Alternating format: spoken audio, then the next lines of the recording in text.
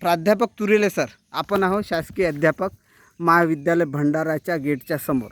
तर सर, मी आपल्याला एक विचारू इच्छितो की आपलं म्हणजे शिक्षण काय? मी 17व्या वर्षी मॅट्रिक झालो, हायर मॅट्रिक, आणि नोकरीला लागलो. यस. जनपद हायस्कूल गोरेगाव या ठिकाणी 3 वर्ष नोकरी केली. यस.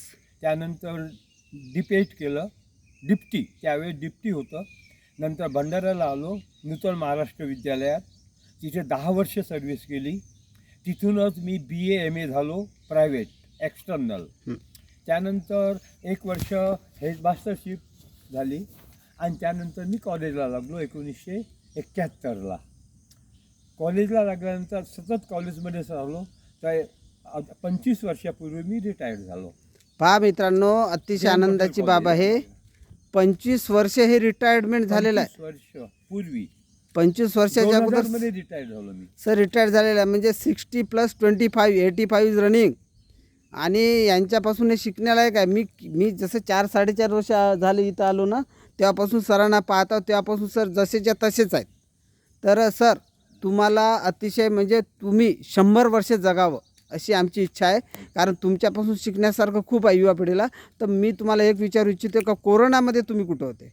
मी भंडाऱ्यात होते. तर तुम्हाला कोरोनाचा इफेक्ट वगैरे काही नाही झाला. वॅक्सिन वगैरे? वॅक्सिन घेतलं. हां, त्यामुळे सगळं वॅक्सिन वगैरे घेतल्या कोरोनाचं? आजूबाजूच्याला सर्वांना झाला होता कोरोना. कोणाला? सर्वांनाच झाला होता. तुमच्या घरी? हो, पण एफेक्ट काहीच झालं नाही फार. तुम्हाला तो पण नाही झाला? नाही, म्हणजे झाला, तुम्हाला पण झाला? परंतु काय माइल्ड.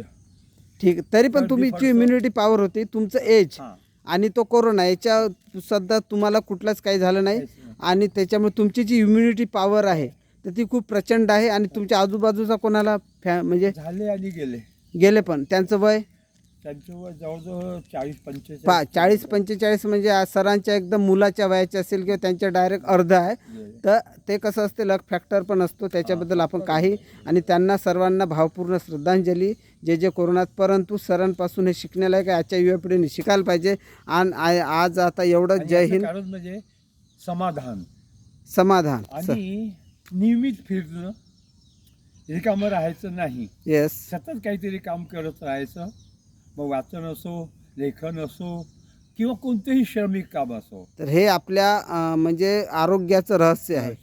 व्यसन कुठलंही नाही, तंबाखू खर्रा वगैरे काही. आणि खरंच ही अतिशय चांगली गोष्ट आहे.